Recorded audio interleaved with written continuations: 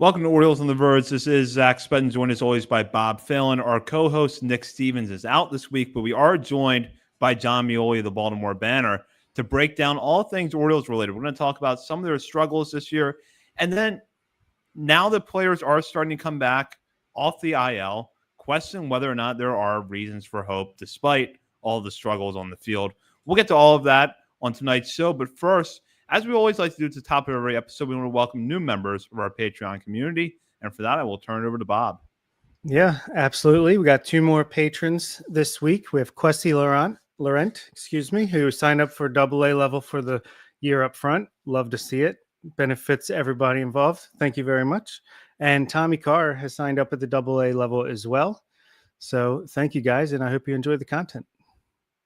Always appreciate the support we get from our patrons. And for that, I want to introduce tonight's guest. He is a writer at the Baltimore Banner covering the Orioles. And in addition, he is now the co-host of the Banner Baseball Show alongside Paul Mancano.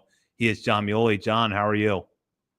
I'm well. You guys have been, all these appearances here have been great practice to just ramble on my own podcast. So thank you so much for the platform to practice that. Well, I was about to ask you, like, you have your own podcast now, but does this still feel like home base? Yes, absolutely. This is more my speed. You know, the cadence of my life is that it's been challenged. Paul's been fantastically accommodating on when we record, and like we're doing it like early mornings when I say early mornings, so we're doing like 9:30 on Tuesdays a lot recently.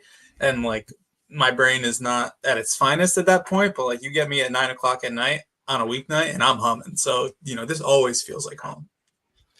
Yeah, I feel like Zach asking you that question is like the Bandits in Chicago. We love you, Chicago. What are you going to say, right? Yeah, absolutely. So it's great to be back in, what city are we in? Well, I do have a question about the Banner Baseball Show, and I asked your colleagues Andy Koska and Danielle Allentuck this question already, and I couldn't quite get an answer on it, which is, why does every episode have the explicit label on it, yet there's never any swearing? Just you wait.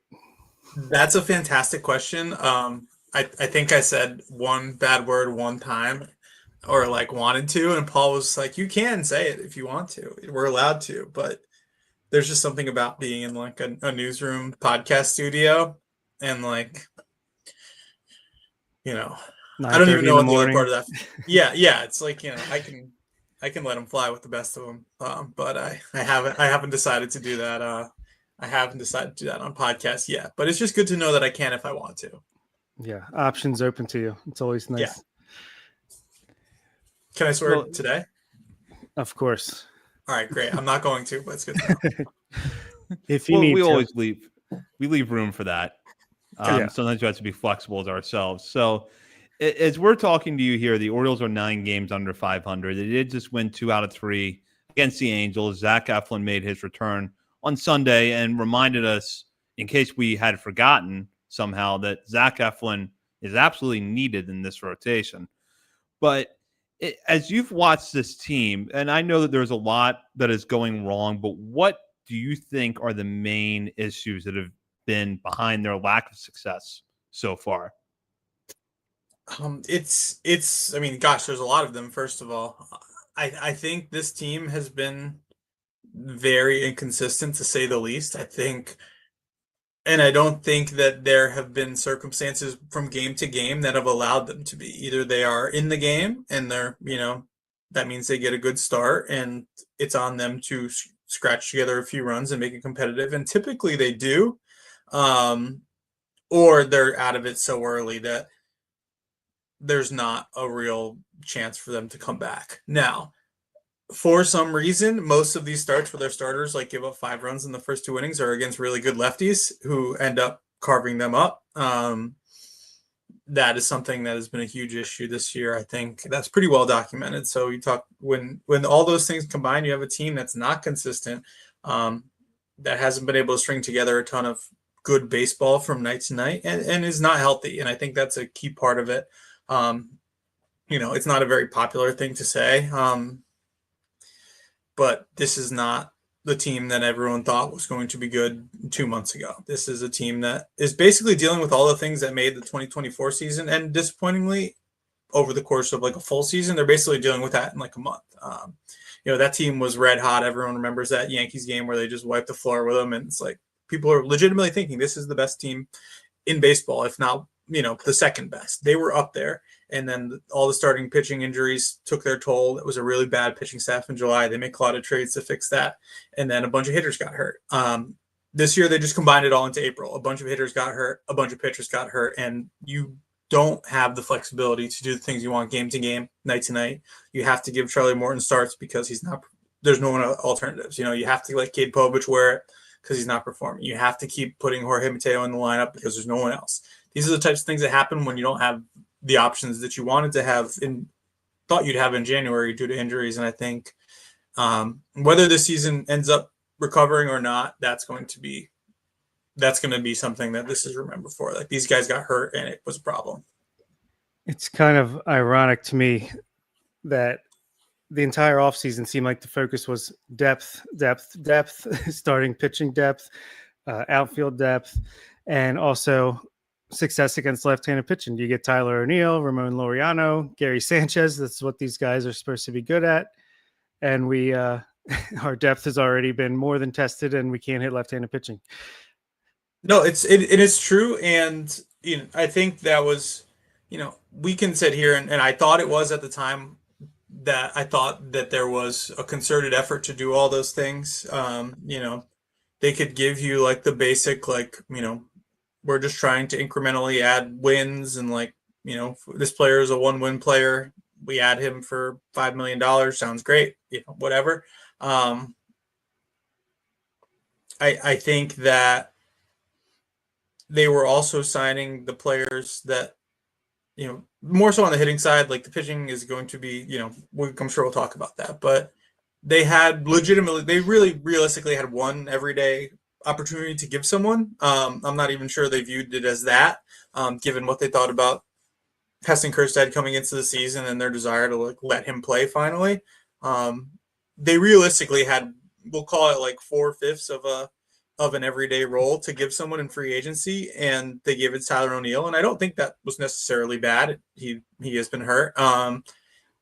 And he was good before he started being hurt. I think it was fair to say he was probably their best hitter in the first week of the season. But you're not going to get players who are much better than the ones they signed by dangling the small half of a platoon in front of them for 1 year. Those players will sign to be everyday players somewhere else. And if you tell someone that, yeah, we have left-handed hitting corner outfielders on both sides and an all-star center fielder, but you're definitely going to get your 400 plate appearances. Don't you worry. They're not going to believe you. And that's how you end up signing the players that they did. That said, these are players who need to perform well at the one thing that they're asked to do, and they're not. But it's also challenging when they're being asked to play every day.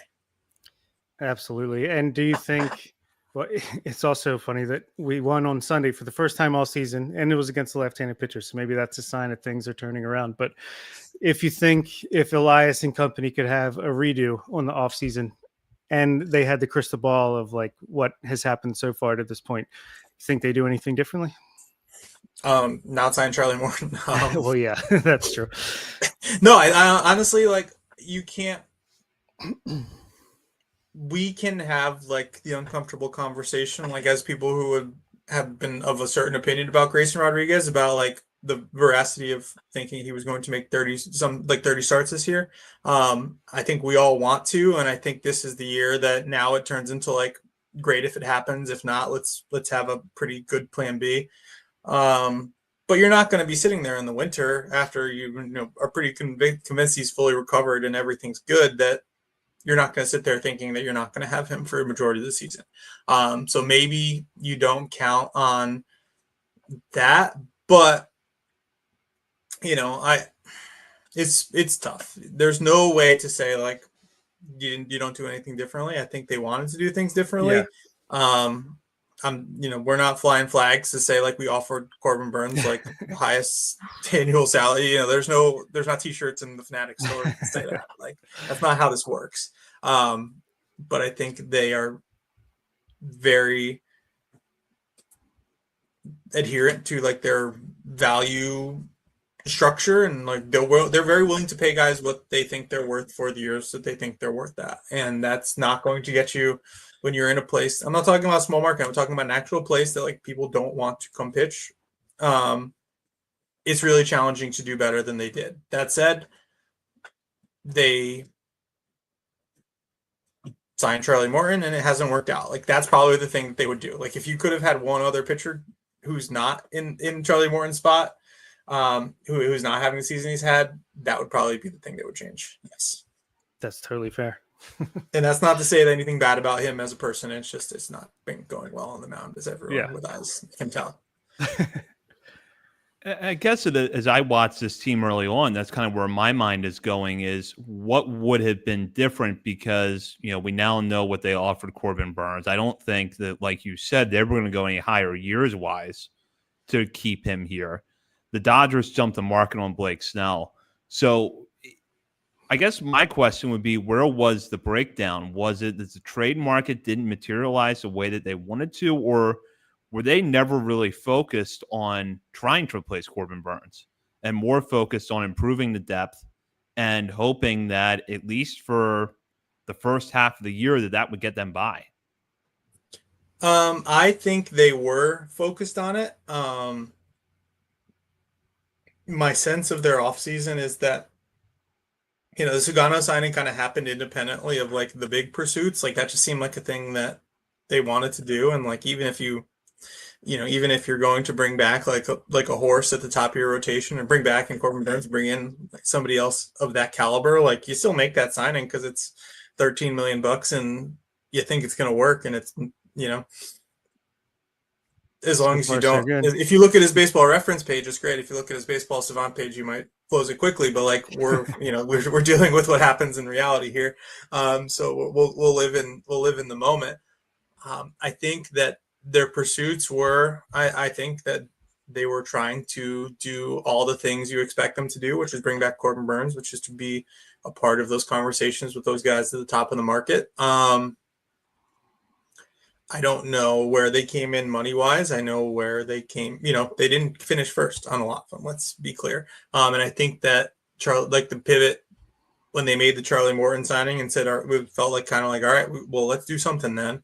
Because that was right around the time the Corbin Burnes stuff started to materialize, and you're realizing what's going to happen there. So, but I think they were also in a position where they would have felt fine with it. I mean, truthfully, if we go back to 2024, the offseason, I think they would have felt fine with the rotation before Kyle Bradish blew out or his elbow started hurting in like January or whenever that was. I think they would have felt fine with that rotation too.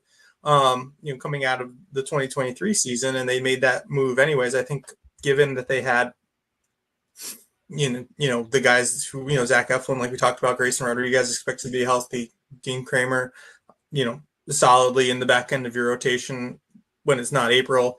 Cade Povich finished the season well. Albert Suarez was good. They have a lot of options. They have a lot of Sugano. You have a lot of ways to get through the season in your rotation. Everyone ended up getting hurt, and you end up with a really severe lack of flexibility. It didn't work. So I think, and Corbin Burnes spent some time on the injury list, I believe. Like Blake Snell is receiving some opinions on his shoulder. Like these things are going to happen whether you sign a pitcher for 1 year or 7 years. This is how pitching works.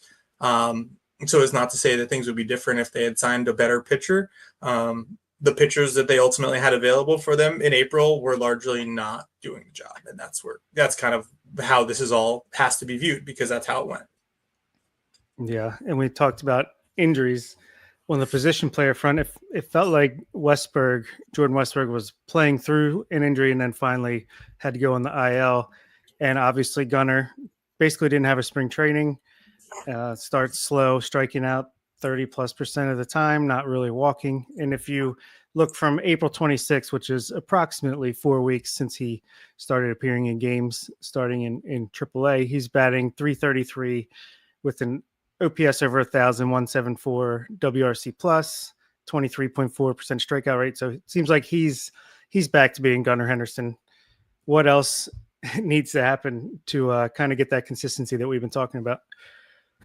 Yeah, and I think when you talk about Gunner too, I looked at it last week, and I'm not sure what's changed since. I mean, it's obviously been a lot still, but I think like nearly half of the pitches he's faced were from lefties, which like for an everyday player is basically unheard of if you're a left-handed hitter who plays every day. Like just the luck of the draw for him specifically was that, and you know that also is a symptom of like the Orioles being down in games. Like teams can bring their best lefty in to face Gunnar Henderson because what else do you have a good lefty in your bullpen for if not to face Gunnar Henderson?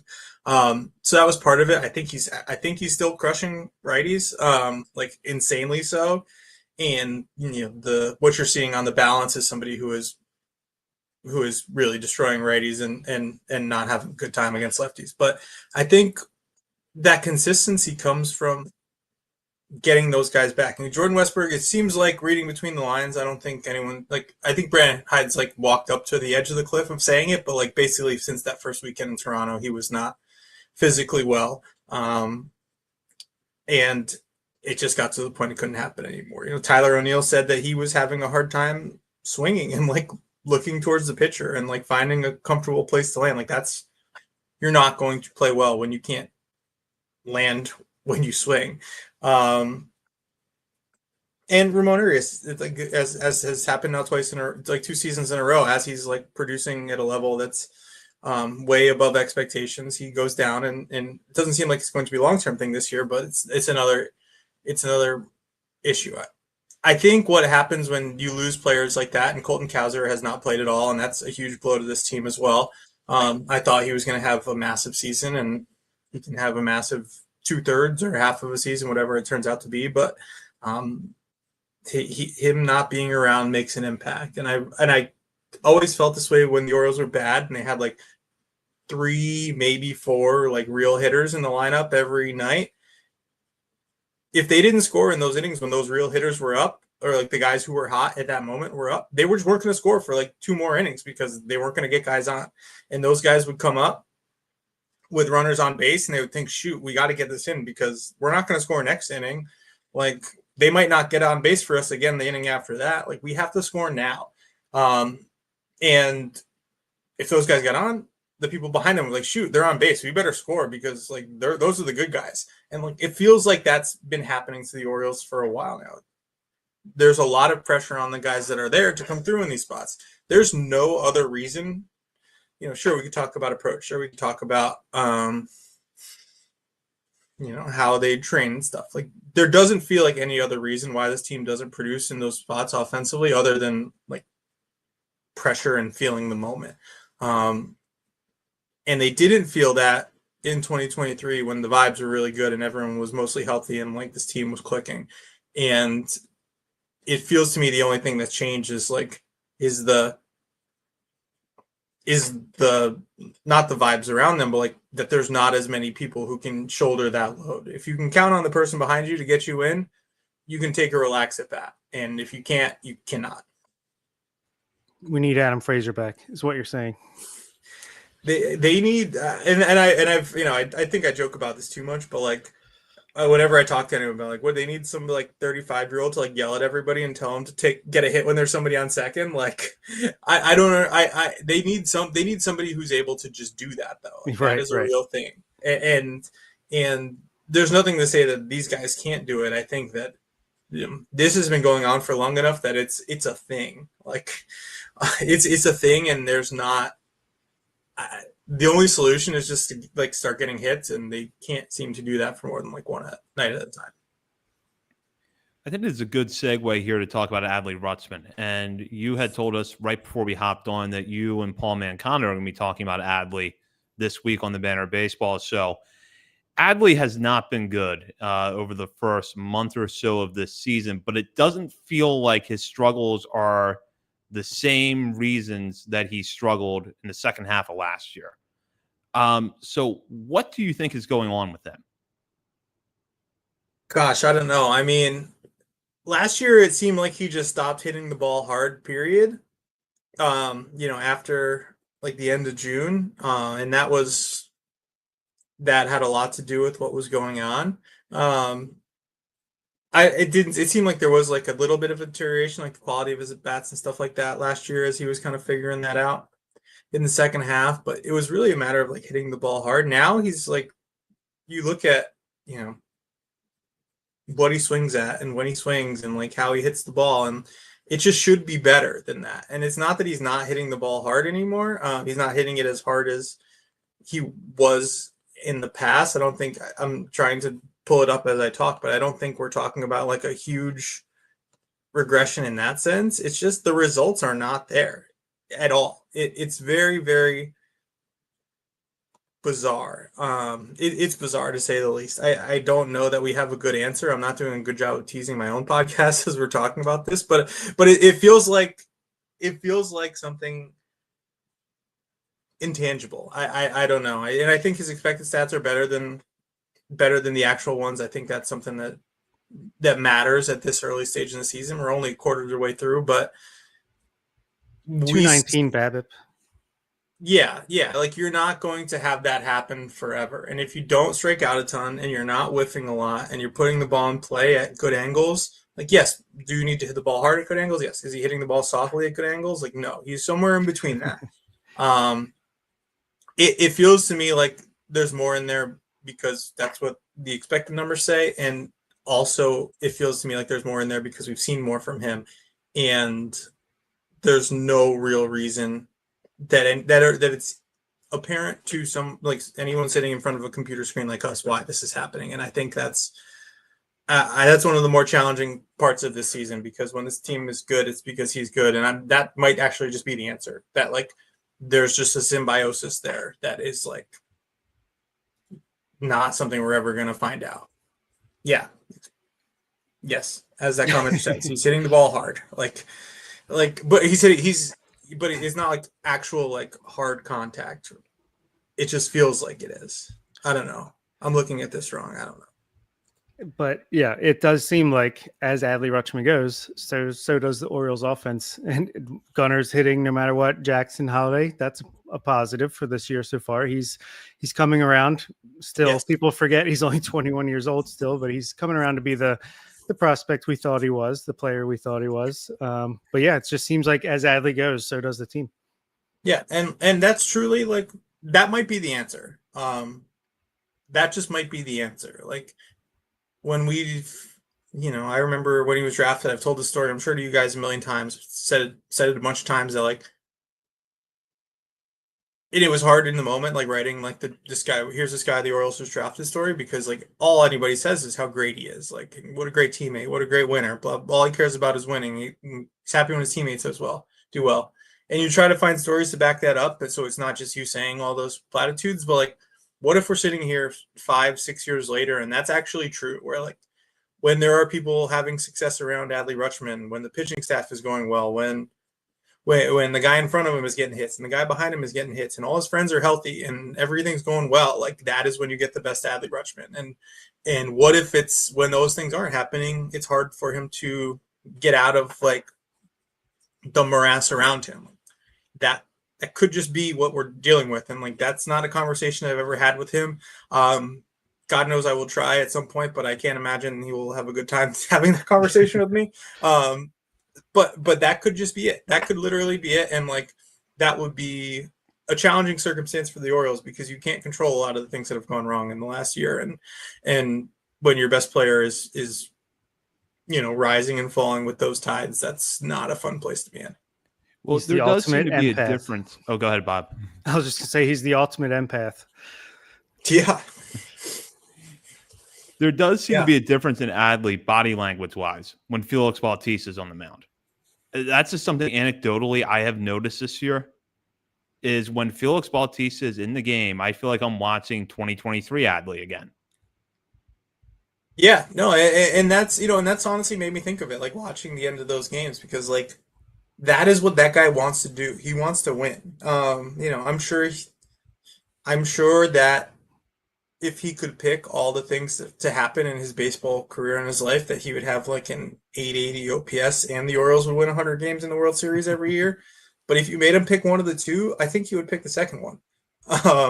And that only happens when you win every night and you see Adley Rutschman experience the Orioles wins in a way that are uncommon. Even the little stuff of like, he does it whether it's a good inning or not, but like, and it's not even a thing we talk about. God knows it was silly when we did talk about it, but like him going and like dapping up the pitcher every inning, like he wants to see everyone around him doing well. And when that's not happening, I think it has an impact on him in a way that it does not a lot of other players.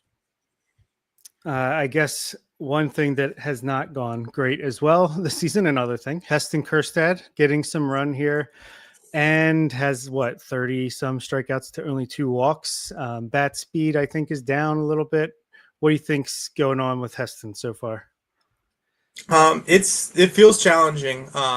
It feels challenging to put a good spin on what's happening other than, and I can't, again, I'm quoting things that I looked up a week ago, and they might not be true, but like at the stage of Heston Kjerstad's career that Kyle Stowers had like a 550 OPS, and like now all of a sudden you get a little bit of run, and you get to play every day, and you get to learn the lessons or take the lessons that you learned when you were up and down and moving all around, and all of a sudden it clicks and you start hitting.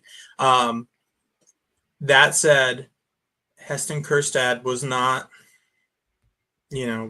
showing up incredibly highly in like the swing decision scores that the Orioles players in the minors would get every night after games. He is somebody who made a lot of contact and hit the ball hard, but was not focused on driving balls in that meatball zone over the heart of the plate that they try to get guys to really focus on and like be right there, like hit the medicine balls. They're hitting the medicine ball and BP, those types of things that they train them to swing at. He has always been somebody that swung a ton and made a lot of contact and hit the ball hard. I asked as he was coming up through AAA. I asked him, I asked coaches, I asked people on player development staff, like, this is not what you guys are into. Is this going to work? And everyone people on, player development, people told me this, like you can read the stories, it's on the record, that Heston's plan, like understanding of how pitchers were going to pitch to him and his plan were good enough that if he was going to look for, a fastball up and away and try to like turn on a ball down and in at the same time, he had the physical capabilities and like the mental skills to do that. And they were good with that because it was working. That is a really hard thing to do in the big leagues. Pitchers know that if you're going to chase, then they don't have to come in the strike zone. He has demonstrated to them that they will do that. And he's not going to take his walks. He's going to swing. So you just have to be around the zone. And it's not like, it doesn't appear to me as somebody who's just watching the games that he is like boxing out, like, okay, I'm looking for this pitch in this count. It looks like he's looking for the ball around the zone and he's going to swing at it. And that is something that you can manipulate as a big league pitcher to somebody with 250 big league plate appearances. Like that's often a battle that the pitcher in that, 250 exactly. Look at me. That's often a battle that the pitcher is going to win in that situation. And that's what's happening.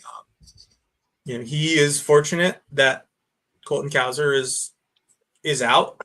Quite frankly, he was fortunate Tyler O'Neill was out too. I don't think we're going to see a world where like Ramon Laureano starting against righties over Heston Kjerstad anytime soon. This is, it's not ideal that this is happening, but the Orioles are in a position to let him figure this out for a few more weeks. And if it's not working, when guys start coming back and, maybe this team's playing a little better, maybe those margins are fine enough where you say, sorry, like we can't have this happening every day. Then maybe you have a conversation with it. But right now, that's kind of what I'm seeing. And some of those, not red flags, but like some of those issues that I wondered whether they would crop up in the big leagues have started to crop up. Yeah. My dime store psychology background, non-existent psychology background says he looks like a guy that's like trying to make up for his struggles all in one at bat. It's like, pressing a little bit. And after our conversation with Keegan Gillis last week, he talked a lot about, strike to ball, strike coming out of the hand, ends up a ball. Seems like he's swinging at a lot of those that it's like, looks like it's going to be in the zone, drops just underneath of it. And he's just swinging away. Yeah. Yeah. And that is, that is going to happen when you are somebody that swings a lot. And there are guys who figure out ways to make it work. Ryan Mountcastle was kind of the same way coming up. Like, they didn't really they didn't really do swing decisions in 2016 and 17 and 18.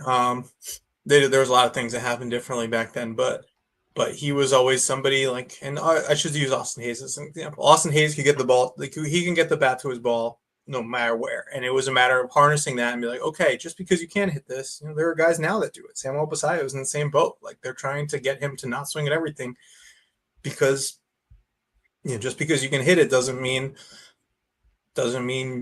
you should. That was described to me in Enrique Bradfield Jr. I'm just naming names now, but like he was basically told at some point last year, like, don't swing at anything you're not willing to end your at bat on, because you can make contact and you will make contact. And if it's a pitch you don't want to end your at bat on, don't swing at it, because there's a chance that the ball's going in play and like that's going to be the last pitch you see in for 45 minutes. And like that is a skill that the Orioles value, to be able to put your bat on the ball like that. And it's a skill that needs to be honed, because you can't play like that in the big leagues and have sustained success unless you're really, really, really good at it.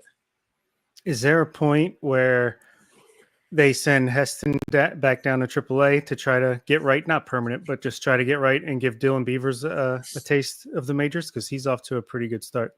He is off to a good start, and he can do a lot of things. I think it might be early for that, just because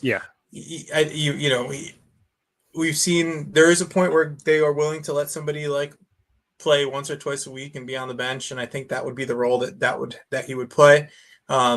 Especially like when Colton Cowser's back, you can pretty much line it up across Cowser, Mullins, and O'Neill, and kind of call it a day. And maybe you want Ryan O'Hearn out there. If Ryan Mountcastle seems like he's picking it up a little bit, maybe you want to keep both of them in the lineup still. I don't know. I hope that even if it's, I don't want to say warranted, even if things don't improve, if there is a day that Heston Kjerstad gets sent down, I hope that I'm on vacation and not working and not anywhere near my phone, because I don't want to see any of those reactions. Yeah, seriously. So before we go to the next part of this discussion, and really the last part of this discussion, is whether or not there's any hope. You were around for 2018. You covered that team. And I think for a lot of fans who are looking at the doomsday scenario, this season reminds them of 2018. What do you see? Is it at all similar, or is it a 180 in the sense of where the organization actually stands compared to where it was in 2018? Gosh, oh man. I think, it feels different. I was going to write this at some point, but I was like, hopefully we don't get to that point where it's still the thing I can write. What was funny though is what I realized, like I should probably just like stop dismissing it out of hand, is like I have distinct memories of like the Orioles getting swept in Detroit in April of that year, and I was like, and it kept being like, oh, they're playing like this bad team, like here they go, and then they get swept, and it's like, oh, maybe they're the bad team. I don't think that's what's happening here.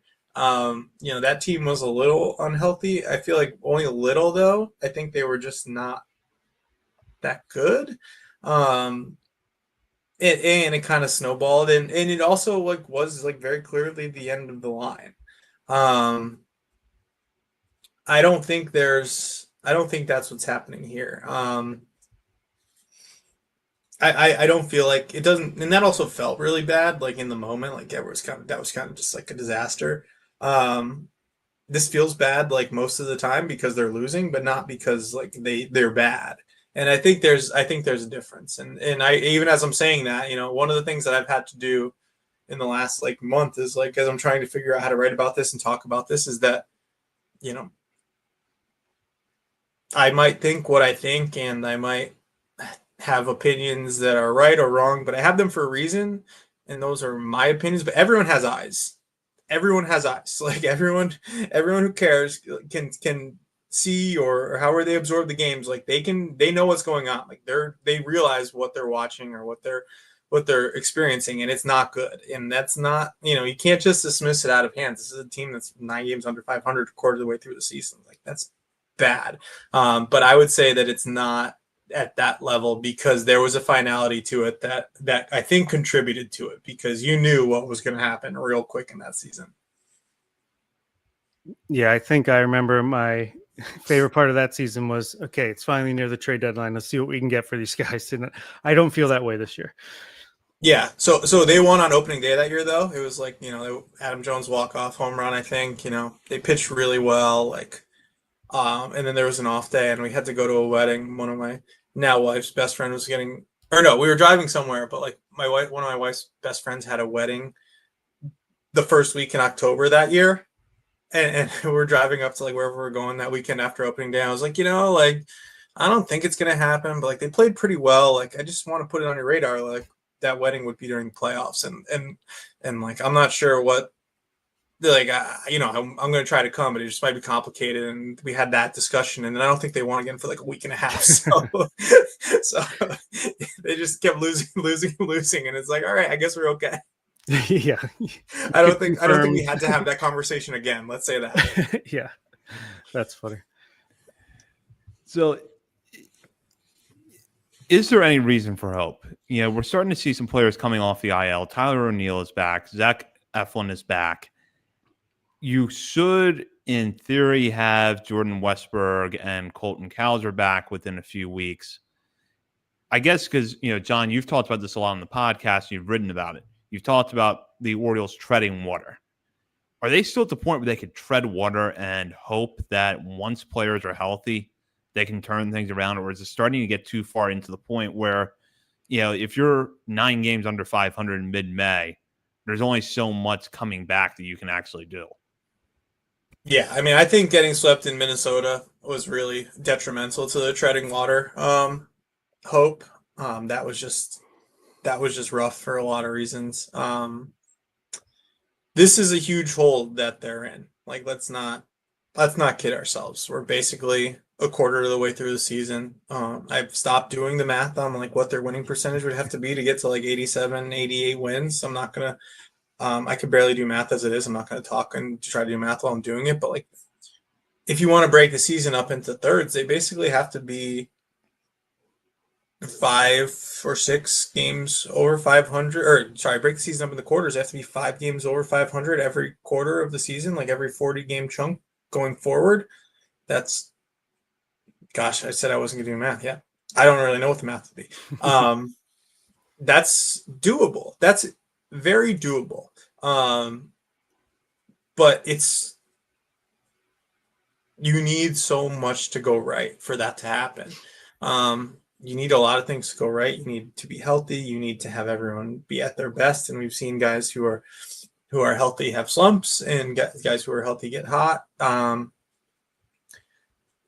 the working theory of this season, 2 months ago, was that they're going, and Michael Elias said this himself, I think, on the New York Post podcast or whatever, like they thought they'd have they'd have a really good offense and they'd have a really good bullpen and they pitch well enough. Like they still can do all those things.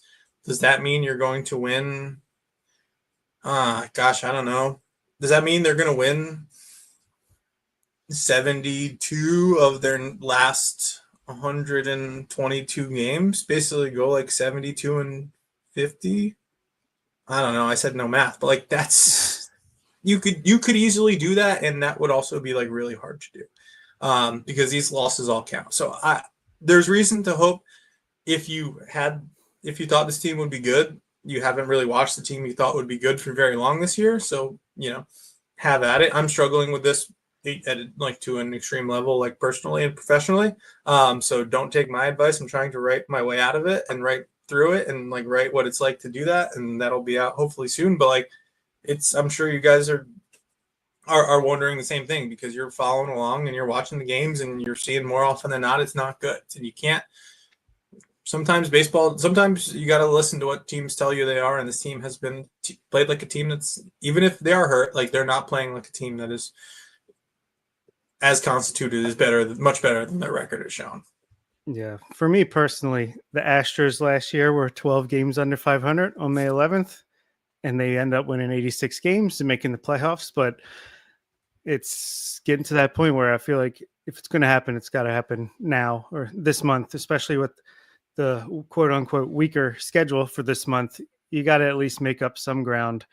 And then hopefully Kittredge comes back and, it seems like, the rotation in the second half, the last 2 months of the year could be really, really solid with Eflin, Bradish back, potentially Grayson back, potentially Sugano, maybe Povich has worked out all the kinks. But yeah, it's been really tough. It's tough to find hope right now, but I think there is hope. I don't think the season is over by any means. Hopefully the players aren't thinking that way, but as fans, yeah, it can be tough because it has been. Yeah, no, it's been incredibly tough. Like these guys are also young enough to the point that like they're going to get paid for their production, so they're going to be, there's one game where Brandon Hyde was like, we need guys to take selfish at bats, like when we're down, and like, just go out and like if you want to get a hit. Like, right. It doesn't matter if you're down by 10 runs, like go out and like drive the ball and do something, and like these players will be motivated to improve all the same. I'm looking at my phone right now. Like this team, like I feel like there have been games when they've fallen behind, or I'm sorry, like led and then lost, but more often than not, like they are holding leads. They are doing an okay job like when they are leading. I'm looking at the game notes right now, and yeah, led after 6 innings, 13-1. Behind after 6 innings, 0-21. Which feels insane, but like there's a world where this team just doesn't like fall behind as early and as often as they have, and you say, okay, like if we're in games, we have a chance to win them. But and I wrote this a couple weeks ago, and it felt like dumb even having to say it, and it felt dumb like it hadn't even occurred to me. But like if you're saying every night that like, sorry, we're down by 6 runs, like what are you going to expect us to get some hits? Like that's your season at this point. Like you are down by 6 runs, you are down by 7 runs. Like, are we supposed to expect you to come back when we can't expect you on a nightly basis to like get some hits when you're down? And like that is a challenging thing. Once I realized that, I was like, oh shoot, like that was a realization that I didn't think. That was a realization that like that hit me hard. Yeah, it's very very poetic that that's been the season, and that is the season. So if you can't do it on Tuesday night, how are you going to do it for the season? Right. And with that, now we will go into our final segment of the night. Last call brought to you by Checker Spot Brewing, located at 1421 Ridgely Street. Checker Spot is not too far from Oriole Park at Camden Yards, making it the perfect place for a pre- or post-game drink. And you'll have plenty of opportunities to get there this week with the Orioles in town in the homestand against the Minnesota Twins and Washington Nationals. And while you're at the game, be sure to check out the beer stand behind home plate, where you can get one of Checker Spot's signature beers, The Bird is the Word. And now we'll go into the final segment here, where we shout out players outside the top 30 portion of our top 50 list. And John, we'll give you a little bit of leeway here, since you're joining us, to recognize something they've done recently, whether it's been a good game, a good week, or just something interesting in their stat line that we want to talk about. So we will pivot here now to the minor leagues. And as a note, in our episode later on this week, we're going to talk about Nestor Herman's promotion to Double-A Chesapeake, as well as Levi Wells' really dominant start there. But John, I'll start with you here. Any prospects you want to shout out before we wrap up? I missed the Nestor Herman promotion. That's exciting. I think that it's really fascinating how, if we want to talk about like, I think Braxton Bragg is probably in your top 30 at this point, but I'm sure you've talked about him a lot. He was not in any. He was part of one of those guys you talk about like when you're done with making the calls for like the Baseball America list. Like everybody loved how he pitched. He was in the zone a ton. He had ways to get guys out, but the fact that he didn't, and he didn't get promoted last year because this, like, Delmarva was where the innings were for him. Like, there was a lot of pitchers in Aberdeen, but for him to be on the development trajectory that he's been on and be able to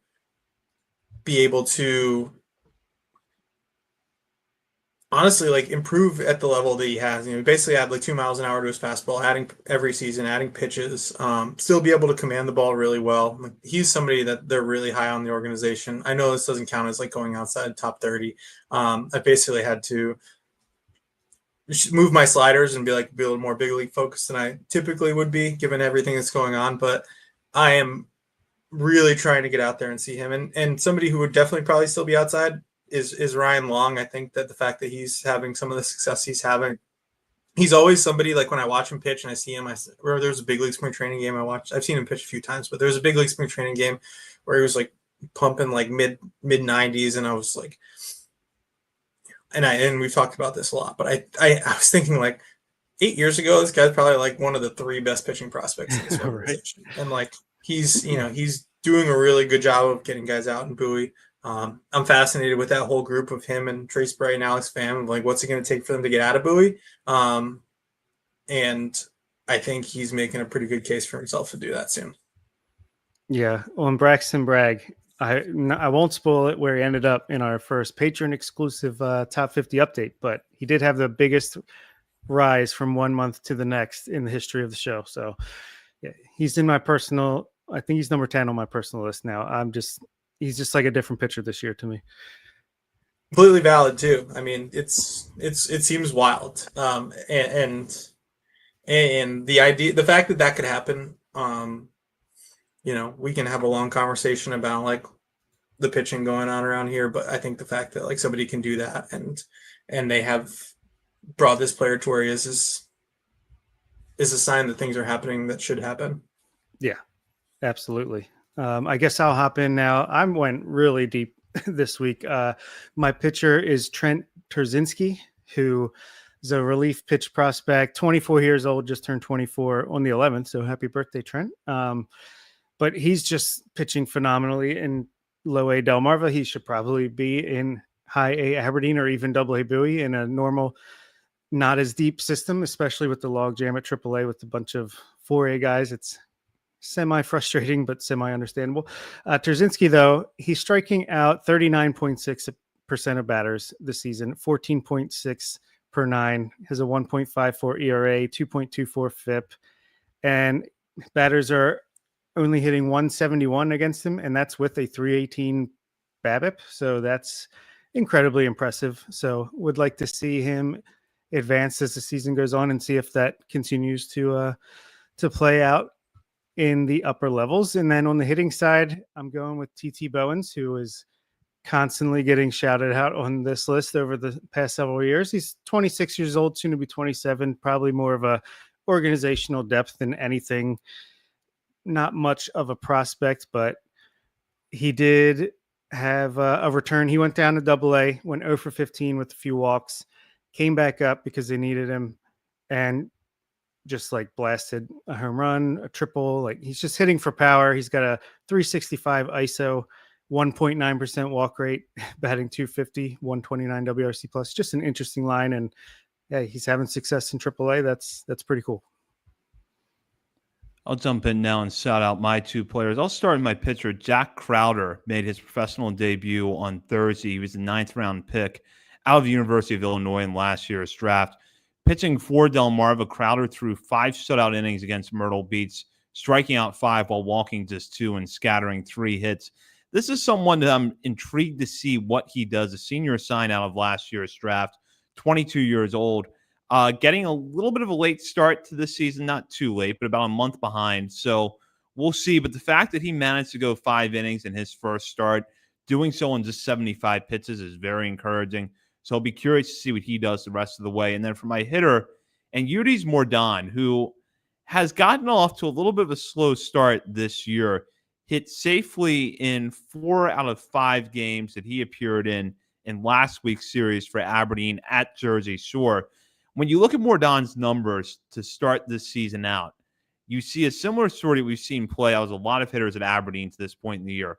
Low batting average, strikeout rate a little bit high, WRC plus, way down there. Right now it's sitting at 68. But for some positives, Mordan last year after his promotion to high A in 65 plate appearances, walked just 4.6% of the time while striking out north of 35% of his plate appearances. So far, through 84 plate appearances, he's gotten those numbers trending in the right direction. 9.5% walk rate, 28.6% strikeout rate.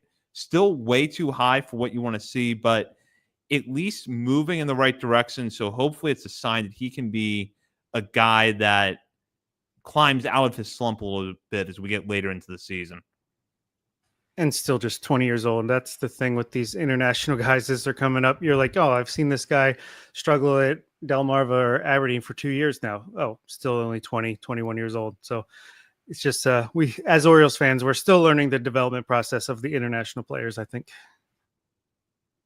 And John, I'm happy to say we're going to have you on our second episode this week to talk about something a little bit happier, which is what's going on in the minor leagues.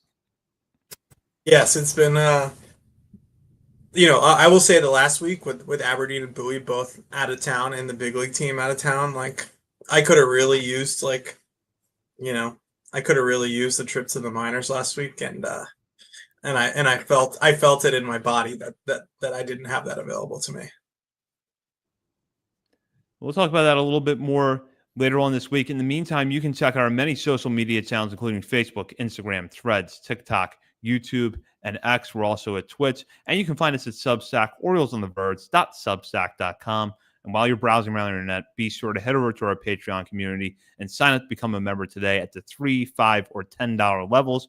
You'll have access to our monthly updates to our top 50 prospects list, as well as bonus weekly coverage from Bob, Nick, and myself. For Bob Phelan and Nick Stevens and Zach Spedden, you've been listening to Orioles on the Verge, part of the Believe Podcast Network. Welcome to Orioles on the Verge. This is Zach Spedden, joined as always by Bob Phelan. Our co-host, Nick Stevens, is out this week, but we're happy to be joined for the second episode in a row by Jon Meoli of the Baltimore Banner, our most frequent guest in Orioles on the Verge history. So, John, it had been a few months since we had last had you on, but it's good to have you back. Yeah, I was I reached out to Bob last week because my Patreon didn't process, and it was more just like, hey man, I exist. I wanted to give you guys some money, but I also wanted them to know, and then it did end up processing. It worked out, but I didn't want you guys to think that I was abandoning ship, and vice versa. I didn't want to be abandoned either. No, we're definitely not abandoning the. Once the money came Banner. in, I've reached out. Yeah, yeah. This guy's payment go. I remember what it was like when you'd see the when I would see like the canceled. When the numbers would like go down one on Substack. Like, what the heck happened? And you see it was somebody like payment failed, and it's like, well, they didn't choose to do this, or maybe they did, and we'll say they didn't choose. It wasn't like an active cancellation. No, it happens. It happens. But you always notice, and I understand what it's like. We'll talk now about one of the big moves that happened in the organization at the beginning of this week, which is Nestor Germán making the jump from High A Aberdeen to Double A Chesapeake. And Germán's rise through this organization over the last year has been one of the more fascinating stories I think we could have seen play out, in that Germán was drafted by the Orioles out of Seattle University in the 11th round of the 2023 draft with very little public information available about what kind of pitcher he was, what his stuff was like. But this organization had confidence in him, and so far it has paid off. After a very strong 2024 season, he got off to a phenomenal start this year at Aberdeen through 6 outings. He threw 25 innings, striking out 37 batters while walking 10. That allowed him to earn the jump up to Double A Chesapeake. And there has been a group of pitchers at High A so far this year that you look at them and you think they pitched fairly well there at the level. Last year, they should be early season promotion candidates. It was Germán, Trey Gibson, and Michael Ferret. Ferret is on the IL right now. Gibson has gotten off to a solid start, but Germán jumps up to Double A before either one of them.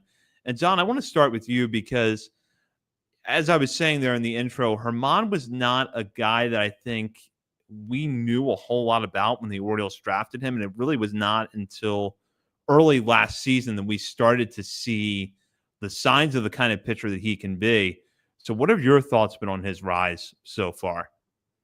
Yeah, I think this is an easy thing to say now, as all these guys are popping up, but we're going to look back on that 2023 draft on the pitching side and realize that they had really figured out like what they were looking for, and like how to find guys with the raw tools they wanted, and knew what and knew what they should be doing. For him specifically, as I was making my calls last year, in the off season, like it was a good scouting analytics mix, but like they basically like saw a guy they thought should be throwing harder, should be having better results, had the stuff that they wanted, and it just wasn't playing out. And it's one of those collaborative efforts where you get somebody who has the raw tools in here, and you make it so that the coaches can kind of do their thing, and you're not changing a ton, you're just helping somebody be the best version of themselves. And I think he's definitely done that. It was a fastball that was in the low 90s as he was getting drafted, and then it was up into the mid 90s, and that's like, that changes who you are as a pitcher just alone. He also threw his fastball a ton in college. I'm looking at it now. He's basically throwing like 2/3 of the time in college, and that's not a recipe for success either, especially when it's in the low 90s. So you get somebody with the makings of a bunch of good secondary pitches. You get somebody whose fastball can be better than it is, and you have the makings of a really good pitcher. The fact that he's jumping up first, or not, I shouldn't say first. I guess Braxton Bragg was ultimately first out of that group. But what I think, and we might have even talked about this, like, it seems like not that they're being more aggressive, but they're being a lot more liberal, and like, okay, like, what are we doing here? Why are you still at this level? You have mastered this level. You are not going to improve at this level. We kind of saw it a little bit with hitters in the early part. They still had, plate appearance benchmarks where they tried to get to them. But I think you're seeing now, like, these guys, once there's space for them and there's innings for them and there's not a lot left for them to gain where they are, they're going to move up. And I think that's going to change the perception of these pitchers in a meaningful way going forward. Yeah, that's a good call, because even with Braxton Bragg, it was like he pitched all last year in Delmarva, starts in Aberdeen, and 3 starts. He's up to AA. They were like, okay, we've seen enough. you can move on up. Yeah, and that's what you have to do. If when they had realized he was like too good for Delmarva last year, they'd moved him up, then it wouldn't have been a conversation. The reality was they had too many pitchers at a lot of levels last year. And the best way to get him stretched out, he was only a starter his last year at Dallas Baptist. He was a reliever all 3 years, I believe, before that in Nebraska. Like, the only way to get him stretched out was to keep him in Delmarva and get him to the innings amount that he had.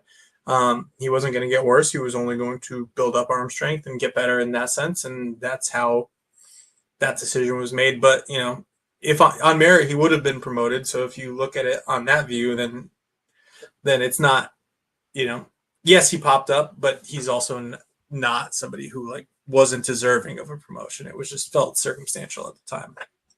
Yeah. And it does seem like they are willing to promote these guys quicker until they get to AA, because you have a bunch of guys in AAA that they want, and I get it. They want to sign guys like Yarmil Geraldo, who I think looks really good. Looks like he could be a great find, but you got like Dylan Coleman, Nate Webb, Carlos Tavera, now Luis Castillo, the other Luis Castillo, Matt Bowman, etc. But then you got like Keegan Gillies, who looks like he's mastered AA. 17 strikeouts to 1 walk in almost 15 innings, 1.23 ERA. Dylan Hyde went up, came back down this past week. So yeah, that's that building the barrier right there between AA and AAA. How do we get past that?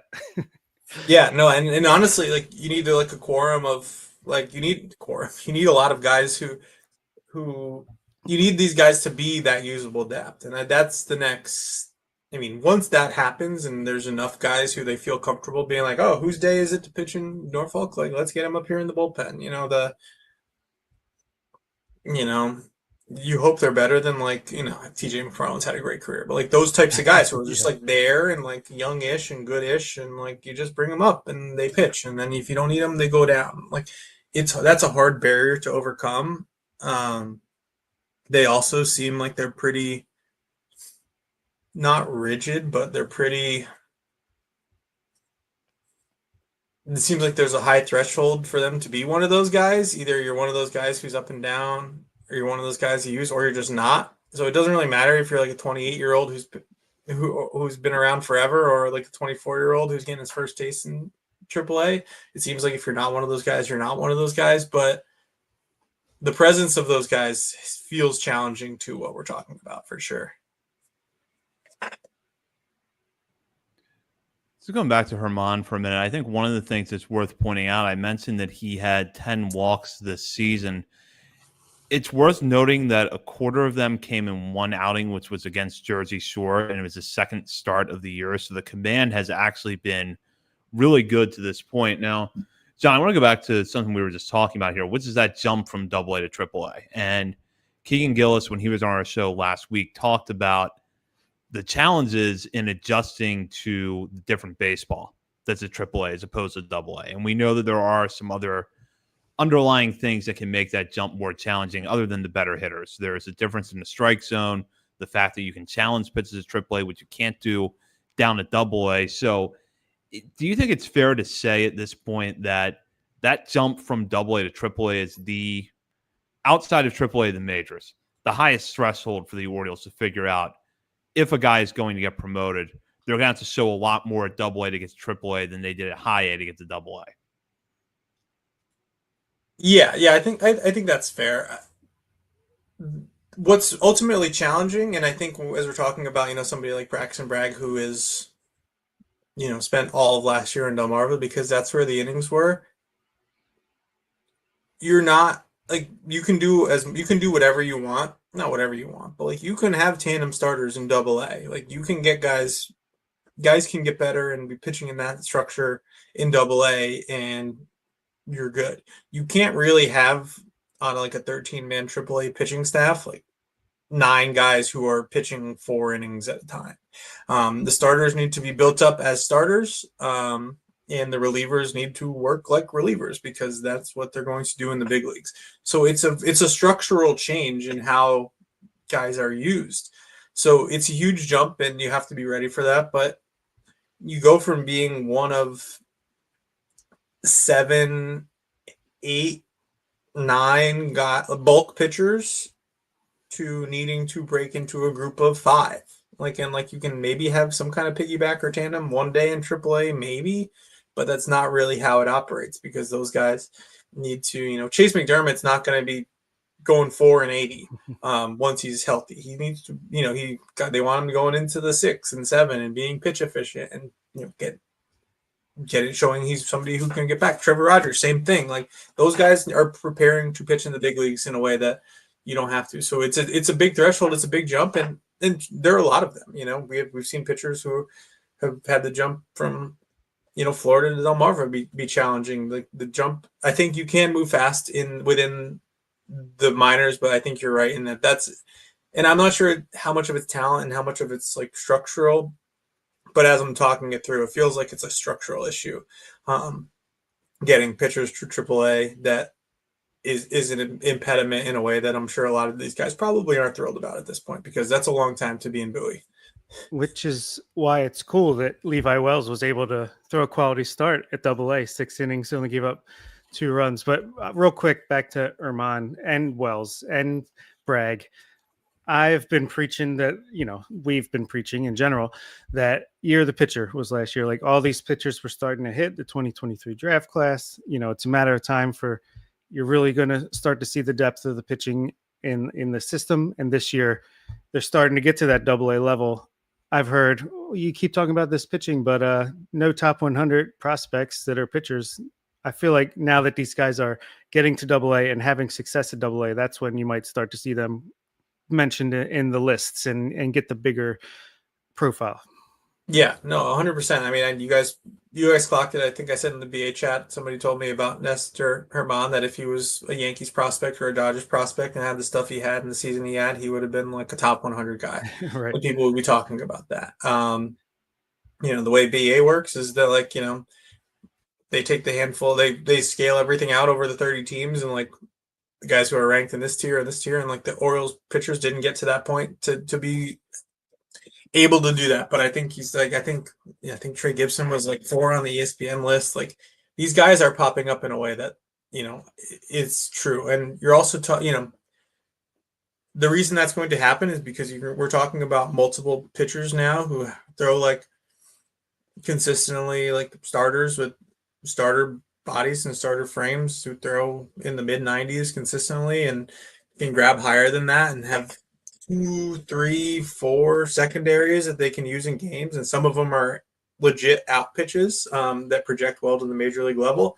They're adding more consistently. Like I talk to people who watch some of these guys pitch and are like, these guys should just pick 3 of these and go let it rip. And like that's not really what's going to happen around here. But if you were somebody who just had like 3+ pitches and didn't throw 2 pitches that you were working on, you might be regarded a little differently. I'm not sure that's going to change how the Orioles develop guys, but we've had a lot of conversations about like the pitching program here. I went on a rant on our own podcast, the Banner Baseball Show, about how it all got to this point. I tried to write about it. It's challenging because they're doing everything exactly how they want to be doing it and are doing everything exactly how they plan to. And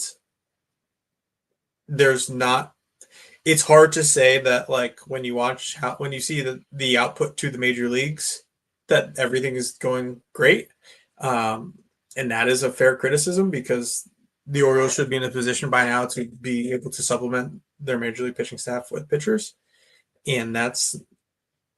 But like the circumstances of why that hasn't necessarily been the case of like the homegrown kinds, Cade Povich exists, he was a trade guy. It feels like complicated but it's like feels challenging to be sitting here like all these years later being like, oh, if you just wait. But that is at this point what's going to like sustain success. This team's not good at the moment. But if this team is going to be good going forward, the lineup is the lineup. But like to have these guys who are able to support the pitching staff and be homegrown starters, like that would be the thing that makes this team good for longer than people thought or think might be happening, especially now when they're not actually good. No, yeah, especially you're totally right, because especially if you count Povich and McDermott, which to me they were traded for, they were lesser regarded. Orioles kind of developed them into a higher regard as they got up to the higher minors, but some people say that doesn't count as developing. But yeah, it's interesting. Maybe if Chase McDermott and Brandon Young had started the season / stayed healthy, maybe it's a little bit different conversation, but unfortunately it's just not the case. Yeah, and think about all the pitchers that we talked about in like 2021 and 2022 and even like 2023, who are the guys that were like the ones that were distinguishing themselves. Pretty much all of them like got hurt. Yeah. Pretty much all of them have Tommy John. And like that's kind of what happens. Not to that extent, but if you're wondering why all the things that we talked about have happened, like that's an easy place to start, is that maybe these guys all weren't great. Maybe they were just striking out a bunch of guys in Aberdeen and like the minors were weird in 2021 because nobody played baseball for a year. But maybe they were good and got hurt. Maybe they weren't. I don't know. Like now Brandon Young is a big leaguer, having gotten through that. Other guys will get through that, but it's not on the timeline that anyone would have thought looking at this stuff like 3 years ago. Yeah, Gene Pinto hasn't pitched since 2023. Where are you? Yeah, pour one out. Yeah, John, I know you wrote about this recently. You looked back at that 2020 year with the alt site, and it felt like the hitting program took a massive step forward despite not having the full season. And the pitching program, the pieces were there. They were putting the infrastructure in place. But would you say that it's fair to say that the pitching program has probably always been a year or two behind the hitting program to this point? I think that's probably fair. I would say they were trying to do different things at the time, and I think there's also a difference between like the early like Chris Holt days and like some of the more recent stuff that have happened. The Orioles spent a lot of time trying to get older pitchers better at that point. The 2019 Bowie rotation was a bunch of guys who you thought reasonably could help. Dean Kramer started there. I don't think Egan Aiken did. I think he was in AAA, but like, Alex Wells, Zach Lauter. We're not talking about guys with like monster stuff, but we're talking about guys who were well regarded and were the future of pitching, better or worse. Mike Baumann, he exists. Grayson Rodriguez and DL Hall were in that mix. I think they were trying to improve a lot of what was already here and try to raise the floor and kind of platform a new system there. And I think the hitting side was able to, because of how this front office wanted to draft, they were able to bring in the raw tools and the talents that they wanted to on the hitting side. And then through 2020, hiring guys like Anthony Villa, Ryan Fuller, some of those early hitting guys, they were able to build a program around that. And Alt-Site and the pandemic to kind of put that into hyperdrive in a way that they weren't able to really do on the pitching side, because the Alt-Site for pitching was just trying to get guys ready for the big leagues. Grayson Rodriguez and DL Hall were there. Mike Baumann was there. Kyle Bradish was there. Those were the best of the guys who are not big league ready. Dean Kramer is there. Bruce Zimmerman is there. All those guys were there. They made their debuts. It was awesome for them. So I think it was different things. And I think that what you're kind of seeing now is when 2021 hit and all of a sudden there were just guys raking up and down the system, that's kind of what's happening with the 22 to an extent. You kind of saw the sprouts of it, but this 23 draft class on the pitching side is all right, here's what we're actually doing. And so in that sense, yes, they're behind. I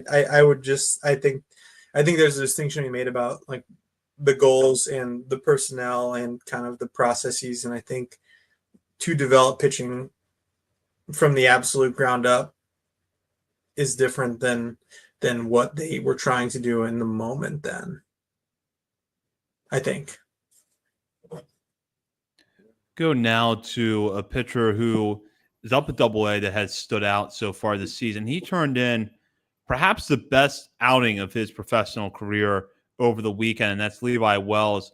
Facing Portland on Saturday, he went a career-high 6 innings, giving up just 2 runs on 3 hits with 2 strikeouts to 1 walk.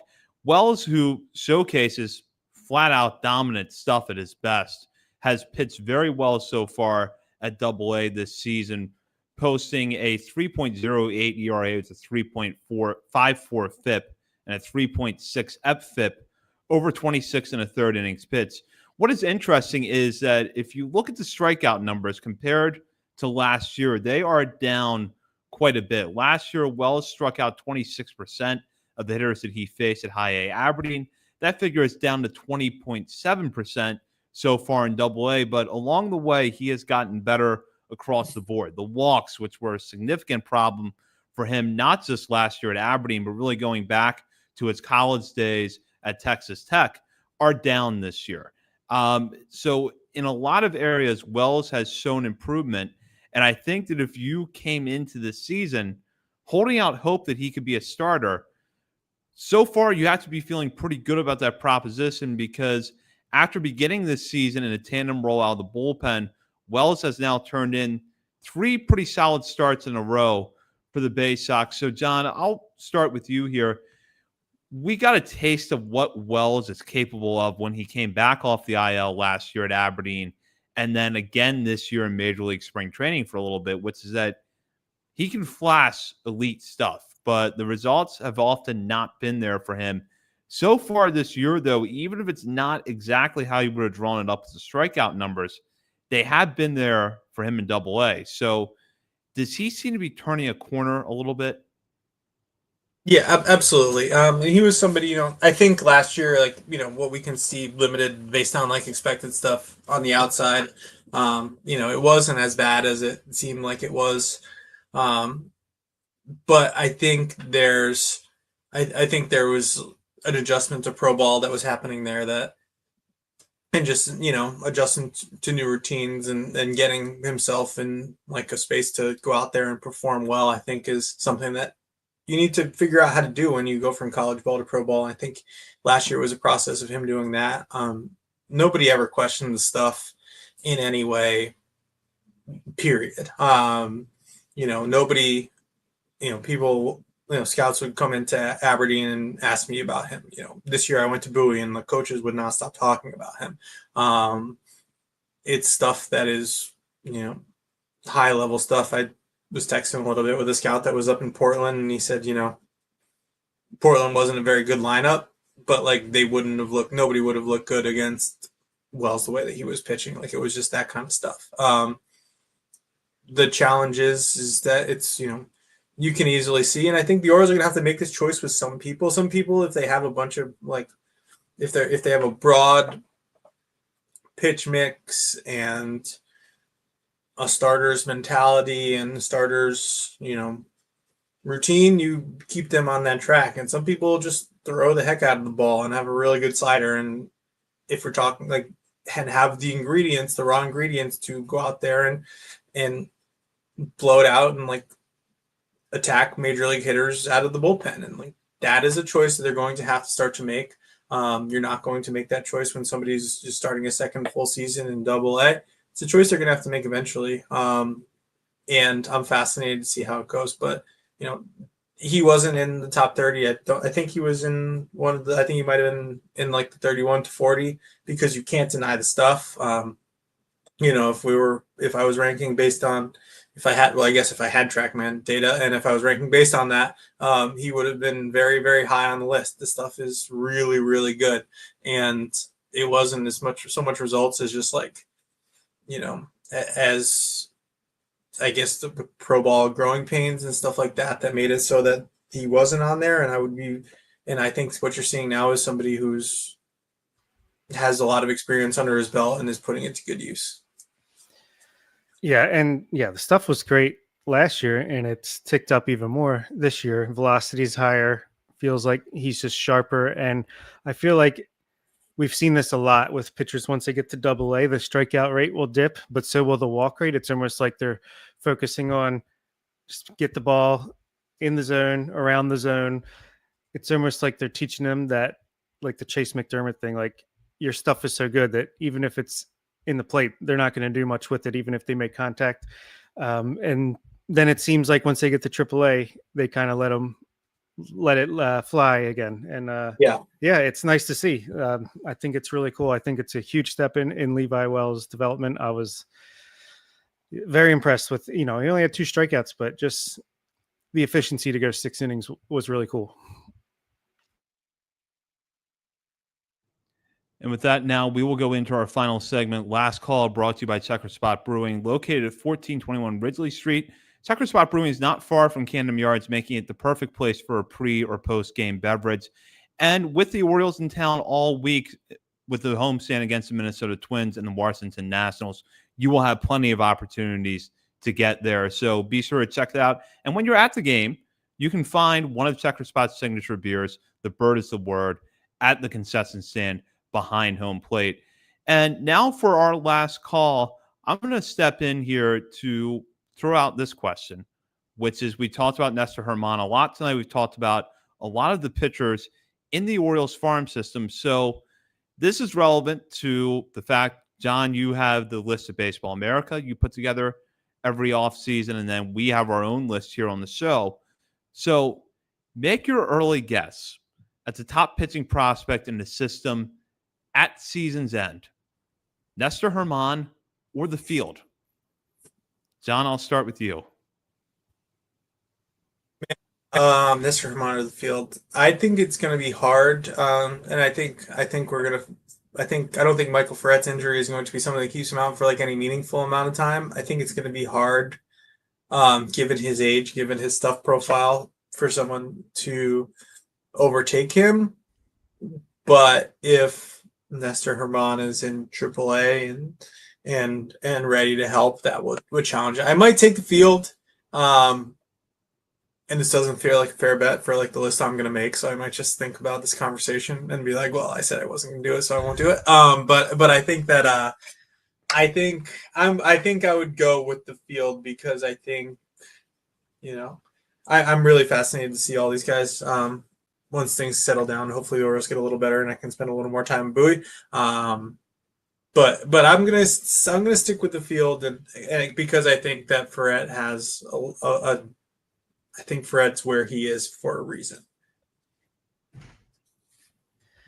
Yeah, it's so close to me that if you're giving me the option of the field, I'm going to take the field because, I mean, you still might have McDermott and Young eligible by the end of the year. We'll see the way the pitching has been, maybe not. But regardless, I think Ferret is right there, especially if he can come back relatively soon. Braxton Bragg is just skyrocketed. Erman Gibson is, like you said, number 4 on Kylie's list. Levi Wells, Cameron Weston. It's surprisingly deep at the top of the pitching there. But I think I'm going to specify Braxton Bragg as the main man. Keeler Morphe, let's hope that the finger injury was what was causing those control issues and he can get back healthy because his ceiling's enormous as well. But yeah, Braxton Bragg is going to be my pick for top pitching prospect. I just think he's almost too good for Double A at this point. He's still like striking out 35+% and walking not many. So that's my guess. But Erman, yeah, he's going to be in the mix. That's for sure. I've been saying probably since the spring, maybe even earlier in the offseason, that I thought Michael Ferret was going to be the top pitching prospect in the system by the end of the season. And I agree with John that injury should not be a long-term thing. And as long as there's no injury on the back end of that or there's no lasting effect from it, I think he is going to be that guy. But Herman is really pushing it right now. So it's going to be interesting to see how things play out for the rest of the season. John, it's always good to have you on here. And before you go, let our listeners know, I think a lot of them are reading the banner at this point, hopefully listening to the podcast as well. But let our listeners know what's coming up over at the banner. Gosh, well, like I said, I've had to move my time allotment sliders pretty heavily towards Camden Yards based on everything that's been happening. It feels like it's, it feels like it's my job to actually write about this team. I don't really get to make my side quest down to Bowie as much as I want to, but I mentioned, I think in the last episode, I'm trying to figure out like a nice way or a way to write about like what the season's been like and like the mental, I don't even know what you call it. It's not like anguish. It's just like every time I think about like how the season has gone, I basically like go into a spiral because it's like, if I thought X and Y and Z was going to happen, like, why was it wrong? Was it wrong? Like, it's good times. Good times. It's probably really fun for everyone to read. But you will know that the Orioles season has either like completely tanked and is over or recovered when the Arms on the Farm series returns. Because that will mean that there will be an appetite for it. Either people won't be like, what are you doing writing about Trey Gibson when this team's falling apart? Or like the season will be so over that like they'll be like, give me the Trey Gibson content. Let's go. Arms on the Farm. Who's next?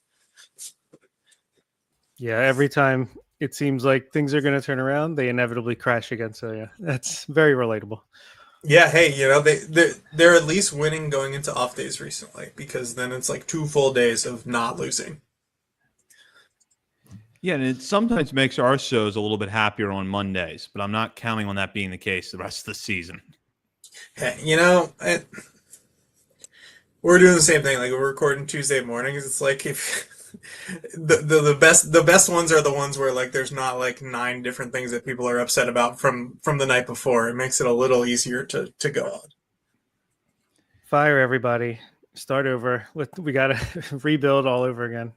Just waiting for people to say I should go to jail. To go to our last conversation though, what if this is the year that they're finally like, you know what? Let's take like an SEC starting pitcher. Everyone thinks we need pitching. Like watch this. They just take some big guy that struck out like 100 guys in like 70 innings in college, and then they get to like, they're not going to do. This is not why they would do it, but it's to get to savor like finally they're listening. Like those victories. Right. Yeah. Finally, they realize they need pitching. They drafted a pitcher. Fortunately, it seems like the front office doesn't really care what the fans think, and they're going to stick with the process. So. No, I don't think anybody in that room is going to be having that conversation. Although they would be funny. If they did, they might be using a similarly mocking tone that I am. So what happens first? The Orioles go on Fan Reaction and take a pitcher in the first round, or Brandon Hyde plays Adley behind the plate 7 days in a row, including 2 day games after night games. Whatever. Gosh, we're probably close to option B. I was looking. I was reading one of the stories from the game on Sunday. I was like, Maverick Handley was only playing his fourth game. I was like, he's only played in 4 games. He's been up a while.